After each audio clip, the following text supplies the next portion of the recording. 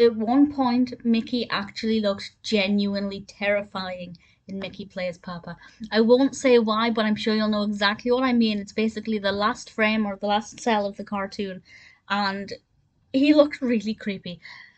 What do you do if somebody drops a baby off on your doorstep with a note asking you to look after them? Well, you do the exact opposite of everything Mickey and Pluto do in this cartoon. This was released in 1934, directed by Burt Gillett, and we have Pinto Colvig as Pluto, Walt Disney as Mickey Mouse, and Marcellita Garner is voicing little baby Elmer. Mickey is reading Pluto a bedtime story. They hear a knock at the door. They think it's a threat. They go out with their gun, find out that it's a baby in a basket.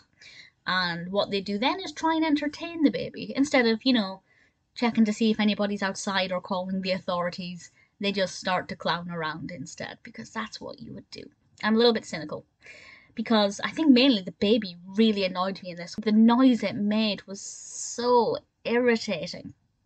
And I know I could have just paused the sound, or muted the sound rather, but there was just something about this baby that really bugged me. And the fact that it would laugh at the wrong times, which is obviously the comedy. I get it, it's the point of it.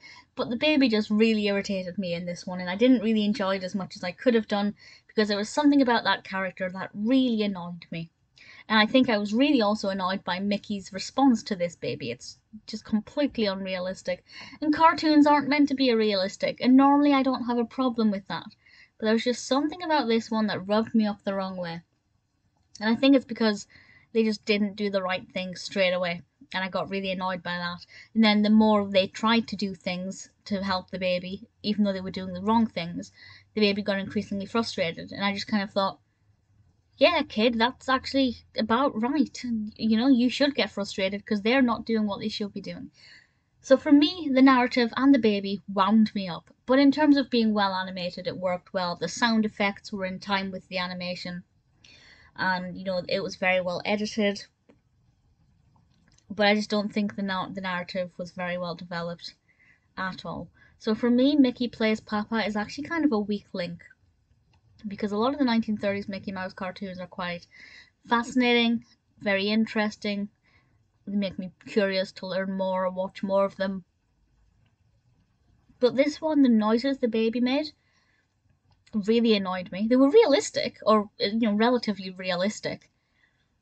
But I just think the way Mickey responded to that also irritated me. And it was just one thing after another, and it just kind of snowballed until it got to the point where I thought, this just isn't for me.